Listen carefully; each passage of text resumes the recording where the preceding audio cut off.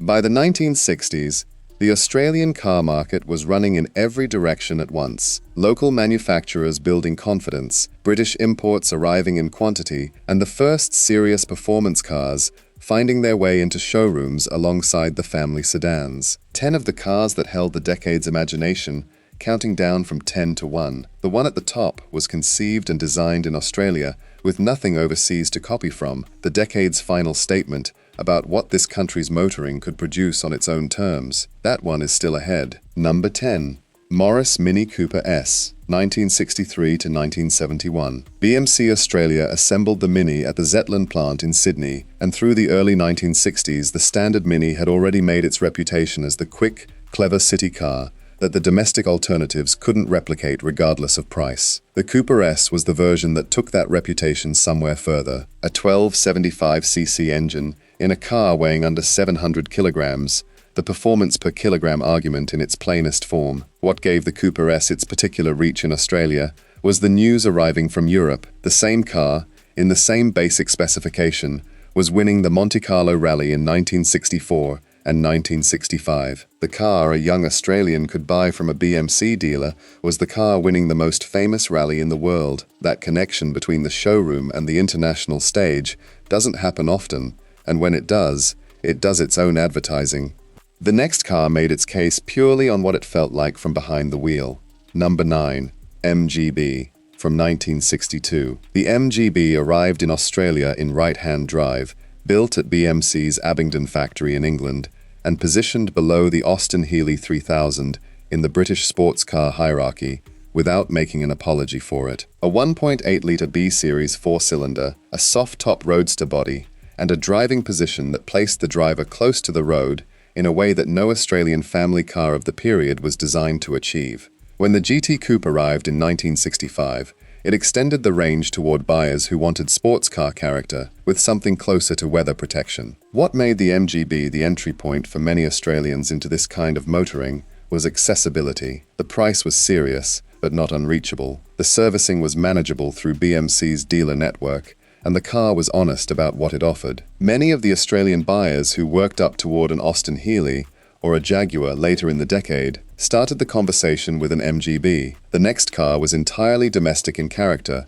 and it was aimed at a very specific type of ambition. Number 8. Chrysler Valiant AP5 Pacer, 1963 to 1965. Tonsley Park in Adelaide had been building Valiants since 1962, and the AP5 Pacer was the variant Chrysler designed to change the conversation about what a Valiant could be, rather than simply what it could carry. A two-door hardtop body, the 225 cubic inch slant 6, bucket seats and trim specification that pointed directly at the buyer who wanted a sporting identity without stepping outside the price range a working Australian with a clear goal could actually plan toward. Few people discuss the AP5 Pacer now because the Charger and the later performance Valiants absorbed that part of the story almost entirely. The Pacer sits in the gap between the standard family Valiant and the performance cars that followed it, and that gap is where cars tend to go quiet. The buyer who chose one in 1964 got something genuinely characterful for the money, and considerably rarer on roads today than the production numbers would suggest. The next car required no hunting at all. Everyone knew what it was the moment they saw it parked outside. Number 7.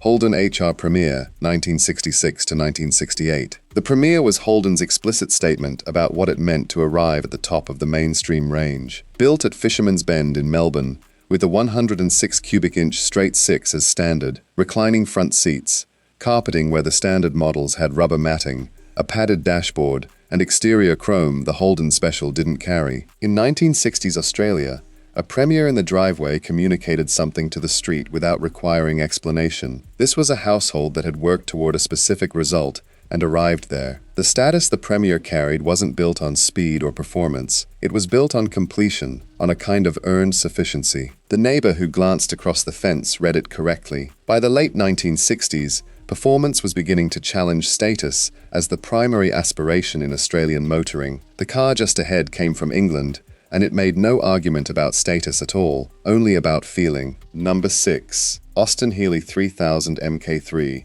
1963 to 1967. The Mk3 was the most thoroughly developed version of the 3000, a 2.9-litre inline-six producing 148 horsepower, proper wind-up side windows where earlier versions had used removable side curtains, and a driving character that asked the driver to be involved in a way that no Australian family car of the period was designed to request. Available in right-hand drive and imported through BMC dealers in Australia, priced well above the MGB, and aimed at the buyer who had been deliberate about what they were saving for across several years. The sound of that six-cylinder at full stretch on an open road, the directness of the unassisted steering, the warmth of the low cockpit against the countryside moving past, none of that was something a domestic Australian car at any price could approximate. The buyers who found one and managed the cost rarely described the choice with anything other than specificity about what the car had given them. The next car was built here, and it still belongs near the top of this list. We are halfway through. The cars from here represent the genuine upper tier of what the 1960s Australian market offered, the ones that set the terms for the decade's ambitions rather than simply meeting them. The number one is still coming, and it is the one that closed the 1960s on entirely Australian terms. Number 5. Holden EH Special, 1963 to 1965. The EH was built at Fisherman's Bend in Melbourne, and the special variant carried a higher specification version of the 179 cubic inch grey motor that the standard car didn't offer. What the EH demonstrated at a public and documented moment was that an Australian production car, the same car a buyer could walk into a Holden dealer and purchase, could set speed and endurance records that placed it in a conversation the industry was having at a national level. The connection between the record and the showroom mattered in a specific way. This was not a claim made in an advertisement, but a result achieved in measurable terms that the press reported. To own the car that had done that, rather than simply a car that claimed it could, was a different kind of confidence to carry out of the dealership. The EH Special offered that for a generation of Holden buyers who had begun wanting more from their car than just the most reliable option available. The next one went in a different direction entirely, luxury rather than performance, and priced to reflect the distance. Number 4. Ford Fairlane ZA, 1967 to 1968. The word to hold on to here is developed. Ford's Australian Fairlane was not the American Fairlane with the steering wheel moved to the other side. The ZA was developed at Broadmeadows in Victoria on an extended Falcon platform, a longer wheelbase, a more formal body, a 289 cubic inch Windsor V8, and rear passenger space that the standard Falcon couldn't approach. The ride tuning had been adjusted separately for Australian road conditions. The buyer choosing a ZA in 1967 was making a statement about their position in Australian life that was different in character from anything the standard Ford lineup could communicate. It was the car that said the working years had produced a result, a kind of automotive declaration that belonged specifically to this country's idea of arrival. Nothing else in the domestic lineup made that particular statement in quite the same way. The one just ahead crossed the world to be here, and made no attempt to be reasonable about what it was. Number 3. Jaguar E-Type. From 1961, Malcolm Sayer designed the E-Type body using principles developed through Jaguar's racing programs, and when it arrived in 1961 with a 3.8-litre twin overhead cam inline-six, the contemporary press went to the circuit to verify the top speed claims before they would print them. It was available in Australia in right-hand drive through official Jaguar dealers, the same car that was on the front of every international motoring magazine, reachable by an Australian buyer who had structured their finances around the goal with sufficient seriousness. The 4.2-litre version that followed in 1964 added torque and a more refined gearbox. No car on the Australian market in this decade, imported or domestic, produced the response from the person standing next to it that the E-Type reliably generated. It exists at the point where engineering and design were being executed at the same standards simultaneously, and that convergence is rare enough in automotive history to carry its own weight independent of era. The next car was built in Australia and still earns its place without qualification. Number 2. Ford Falcon XRGT, 1967.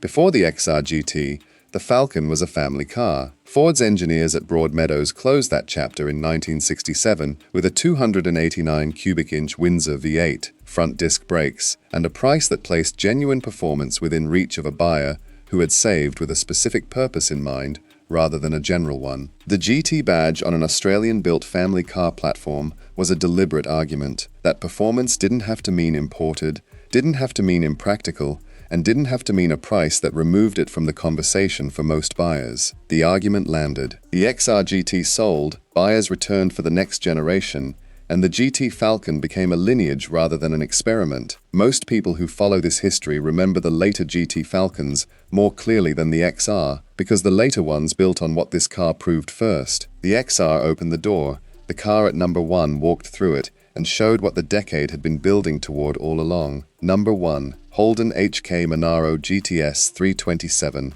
1968. Holden launched the Monaro at the Sydney Motor Show in July 1968. The two-door coupe body had been developed in Australia without a direct overseas template.